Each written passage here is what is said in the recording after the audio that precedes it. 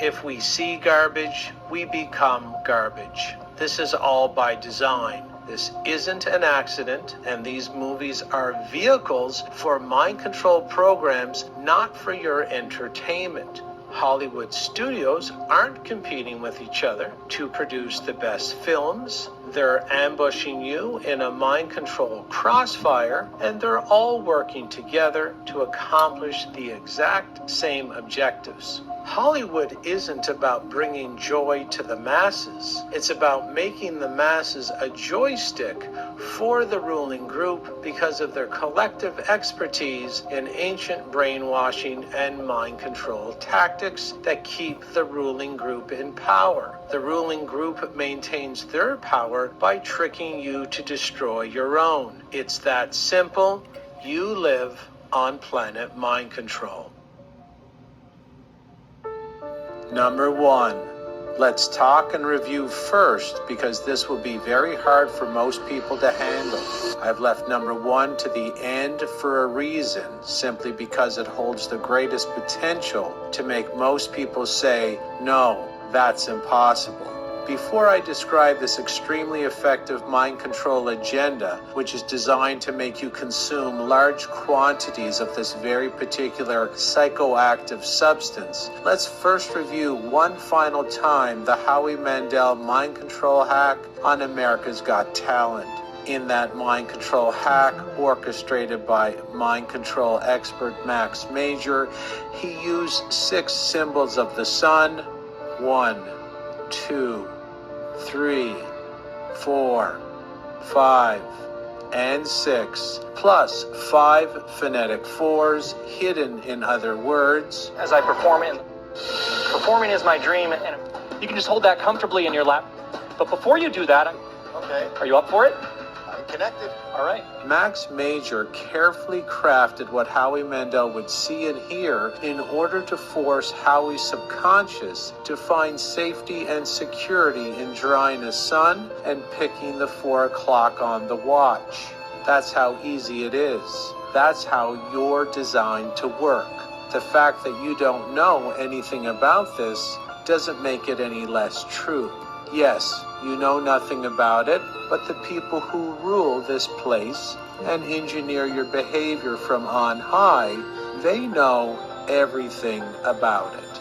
Without their mind control spells weaved into every environment that you come into contact with, they can't stay in power. Yes, it's that big of an agenda, and you're living right in the middle of it, believing each decision is organic to yourself, your aspirations, and your dreams in life. Unfortunately, most of what you're deciding in a day is in no way organic to you, not by a long shot. The repetitive content in your media is placed there purposely to drive you in one particular direction or another, again, all outside your conscious awareness. Simple psychology rules your life. Monkey see, monkey do. As a mind control researcher, it's very easy for me to watch hundreds of films and TV shows to tabulate what media images, patterns, and messages are the most frequent. By watching for the most frequent content, I can easily reverse engineer what mind control campaigns are priority number 1 inside the plans of the ruling group. In essence, each separate agenda holds the same base foundation, which is the overall weakening of humanity in order to more easily rule over the brain-damaged, diseased, depressed, disoriented, and financially destitute population. Saying that, it appears that our human farmers do hold some mind control programs more valuable than others. The most frequent disempowering imagery, by extension, is the most important to the ruling group, and that's how we've come to the number 1 item on our list today. The most repetitive imagery, hands down, in all Hollywood film is, drum roll please, coffee. There are also firm reasons why this disempowering mind control campaign is more important than others in the eyes of our human farmers, but that explanation as to why they want you drinking coffee, I will leave for last. These coffee images are easily observed within the first 20 minutes of any film. We'll have either A takeout coffee cup, B, a clay coffee mug, C, a coffee machine on the back counter, either a more expensive espresso machine or a lower cost percolator, or D, the movie or TV scene will simply be set up inside or outside a coffee shop. To be honest, just the actor saying coffee also counts as spellcasting regarding the repetitive messaging that gets the herd running toward coffee consumption.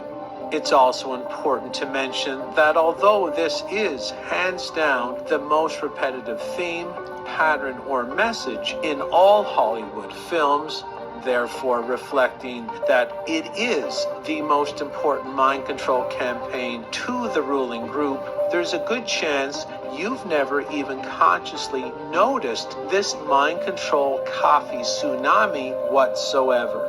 But never worry, the subconscious downloads everything you're seeing and categorizes it at lightning speed.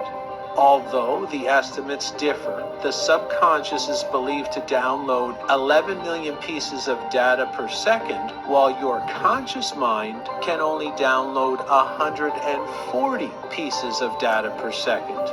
Once you finish this documentary, you will consciously see these images and patterns everywhere when you return to your regular screen watching routine, which of course is designed to program you into the absolute messiest version of yourself. Your betters use their magic so that you voluntarily destroy your magic. Let's just take a random film on my Netflix menu, just picking at random here, Leave the World Behind. Let's dive in and remember it's proven that a mind controller only needs as little as 2 repetitions of the same theme, pattern, or message to nudge the mind control victim to adopt that theme, pattern, or message as their own. Oddly enough, this movie is a mind control programming buffet that could only be fully analyzed in a documentary of its own, but for now, I will focus strictly on the coffee programming. The movie opens up with Ethan Hawke's character just getting out of bed. We see his coffee mug on the bedside table to our left. His wife in the film, Julia Roberts, chimes in to say, "It's right by your coffee. Made it just the way you like it." As the family is driving out to the vacation home they rented, the daughter is watching Friends on her iPad, and of course the image is of the Central Perk coffee shop. Yes, Friends was a major transport mechanism for coffee consumption programming in its day, as well as every other popular mind control campaign of that era. As the family is driving, the daughter asks, "Dad, when we get back to the city, can you take me to see the coffee shop in Friends?" As the family enters the kitchen of the rented home, we quickly see a percolator coffee machine on the back counter and the corner of an espresso machine on the adjacent counter. Yes, of course, most people have 2 coffee machines in the home, plus 2 kettles as well. We see the first kettle on the stove, which is more of a coffee reference than a direct coffee imprint, but it does add to the pro-coffee downloads picked up by the subconscious. As Julia Roberts visits town for some groceries, we see the word coffee hanging outside the grocery store. Next, we see Julia Roberts say, "There's a Starbucks." And now the famous Starbucks coffee cup comes into the movie to parade around the kitchen scene for a couple of minutes. There's often something I call mind control double dipping, as some of the shots in the scenes are perfectly framed to show the Starbucks coffee cup, the espresso machine, and a new plug-in kettle that also makes an appearance. several coffee imprints in the same scene amplifies the spell casting by our mind control movie magicians. The morning then arrives and the percolator coffee machine is front and center, and that's because the espresso machine is less visually appealing for the audience to emotionally bond with, so the percolator machine is used instead, and the coffee imagery is flying by with very quick edits. Ethan Hawke enters, grabs the coffee cup from Julia Roberts and says, "I'll take some of that coffee." A quick shift from the living room where Hawke and his daughter are trying to fix the TV sees Roberts now has her own cup of coffee. The next actor to enter the scene says, Good morning. You mind if I have some coffee? We get some Where's coffee Craig when you need him? classic imprint double dipping here with the percolator, the glass jar that holds the coffee, and the kettle, all perfectly framed in the same shot. Now, both actors are at the island drinking coffee. We also see Roberts framed perfectly with the plug-in kettle, the espresso machine, and now the coffee mug directly on the kitchen island, all in one shot. Each separate image registers as more of what the bigger tribe is doing. Now we have another actor in the scene to be framed perfectly with two coffee mugs on the island, only to say, "Is that coffee?" Lots of coffee ritual short edits can be seen here as well to make sure the audience gets emotionally involved with visualizing the coffee ritual. At that point in the movie, the coffee programming stops altogether, as other mind control campaigns also have to be highlighted and shown to the audience with its own particular forms of repetitive content. We don't see coffee again to the very last scene in the movie when the daughter has found a doomsday bunker in a neighbor's house where she can finally watch the last episode of Friends. And what do we have here? A Friends show menu that's ripe with 5 coffee cup icons. It doesn't matter what movie you watch, from Thor with Chris Hemsworth to The Bourne Identity with Matt Damon, and from the trailer for the TV series Mom to Fight Club with Brad Pitt and Edward Norton. The coffee imprints are going to be there in a way where your conscious mind will never notice, but your subconscious certainly will. Howie Mandel most likely thought he was too worldly wise to be hacked in this exact manner, which gives a big advantage to the mind controllers armed with this ancient knowledge. The average person thinks exactly the same, unfortunately, and that belief is what makes them easier to brainwash and psychologically manipulate. In fact, if we take a closer look at Fight Club with Brad Pitt and Edward Norton, the director himself, David Fincher, claimed that there was a Starbucks coffee cup in every scene of the movie. Although this claim falls short, as there isn't literally a Starbucks coffee cup in absolutely every scene, there are indeed a massive number of Starbucks coffee imprints throughout the film. On top of this, it was Bill Gates Jr. and William Gates Sr. who helped Howard Schultz purchase the startup Starbucks coffee chain in 1987 when it only had 11 stores. Currently, Starbucks is estimated to have 45,000 locations worldwide, with another 10,000 stores slated to open over the next 5 years. The question is, why would someone like Bill Gates of vaccination, fake meat, and climate change fame want to help take over and rapidly expand a caffeine and toxic food outlet center across the world? Let's see if we can formulate a logical answer to that question as we quickly review what caffeine is proven to do to your body and to your brain.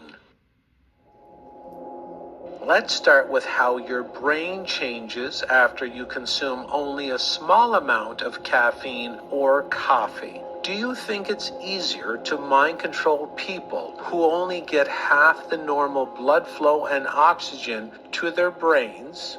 although this estimate was eyeballed at a 40% reduction of oxygen to the brain.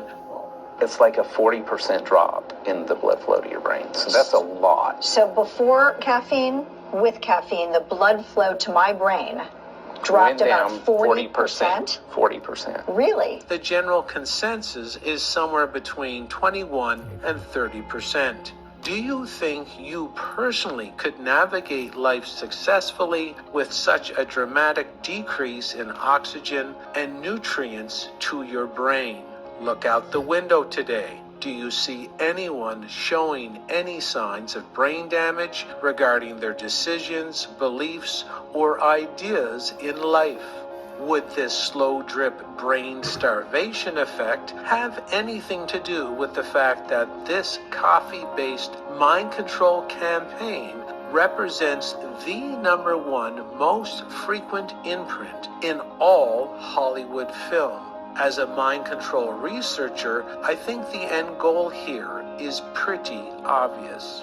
In Aldous Huxley's book, Brave New World, there was a sedative opiate sold on every corner called Soma. This widely consumed drug, provided by the state, was offered everywhere to psychologically appease the tyrannically controlled citizens. Without a fully functional nervous system, the citizens couldn't feel their pain, and therefore they offered very little resistance to their perpetual servitude. Soma was advertised by the state as harmless, but it was actually quite unhealthy, dangerous, and fatal in some cases. Huxley himself was actually quoted as saying, "There will be, in the next generation or so, a pharmacological method of making people love their servitude and producing a dictatorship without tears, so to speak, producing a kind of painless concentration camp for entire societies, so that people will, in fact, have their liberties taken away from them, but will rather enjoy it because they will be distracted from any desire to rebel by propaganda or brainwashing enhanced by pharmacological methods. And this seems to be the final revolution." End quote. The question we all need to ask is quite pressing. Is caffeine our society's soma?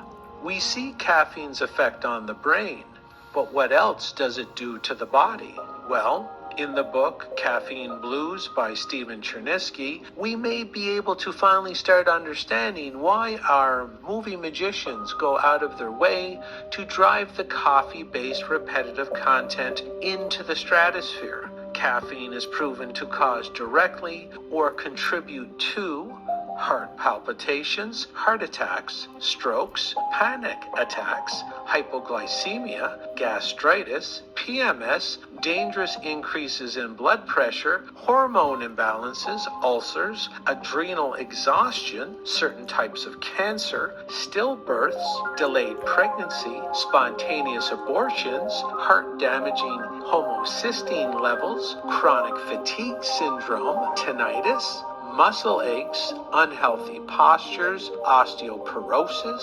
fibrocystic breast disease, blindness, Crohn's, colitis, diverticulitis, headaches, migraines, heartburn, aggressiveness, unmediated violence, depression, brain damage, lowered IQ, dementia, Parkinson's, allergies, potential birth defects, mineral deficiencies, anemia, diabetes, both type 1 and type 2, liver damage, parasite and bacterial infections, psychosis, compromised immunity, accelerated aging, cardiac arrhythmias, epilepsy, insomnia, fibromyalgia, DNA mutations, and all the cancers that go along with that, potential low sperm counts, and testicular atrophy, SIDS, and birthing complications.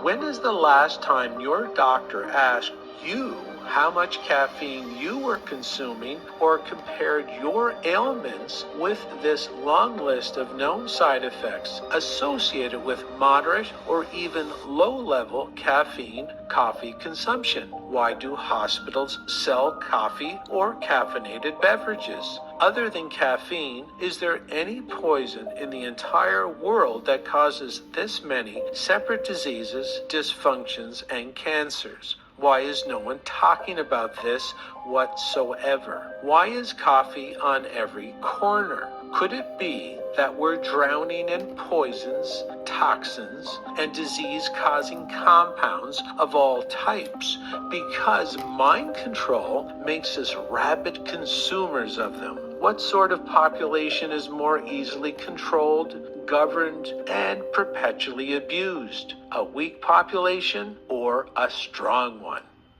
And there you go. And that's how it works. And that was the best explanation I could give you. That's why I played that part of the film, because that's how it works. And Debbie, will this be the last of our coffee? Everything you're having a trouble with in life has been repetitively riddled throughout your media. Your subconscious is only doing what it's designed to do. They're hacking you, and you have to know they're hacking you, or you'll never regain your power.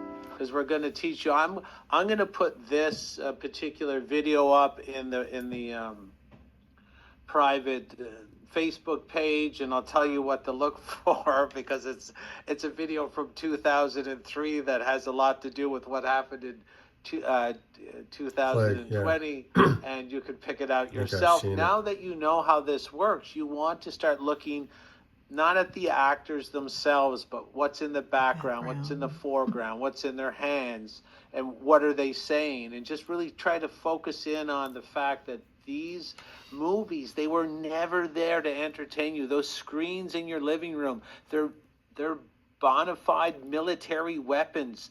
They're hypnosis devices. When you fix your gaze on your screen, you go into hypnosis. They know that. That's how they've taken over the world, is through the screen and through these poisons that they trick you to consume and fall in love with and defend against attack. And they use this with your politicians. They use it with alcohol. They use it with coffee. They're using it now. And if you know how the magician does his tricks, the magic show will fail to affect you in the future. So this is the takeaways from lesson 4 today. I talked about 15 major ways that the powers that shouldn't be manipulate you. So try to pick those out in everything that they do, and really start to study it. It's very important. Focus on what they're trying to make you buy, trying to look for the repetitive cues to make you sabotage yourself and take away your own power and shoot yourself in the foot and get in your own way. You will always be what you see. Nothing can change that. So we're going to teach you in other classes how to use this natural design of your subconscious. You're going to use that design to make your life better. That's how we get the power in you back. The power in you will only come out when you understand how this group colludes to make you mimic and copy and mirror beliefs and behaviors that will always leave you disempowered.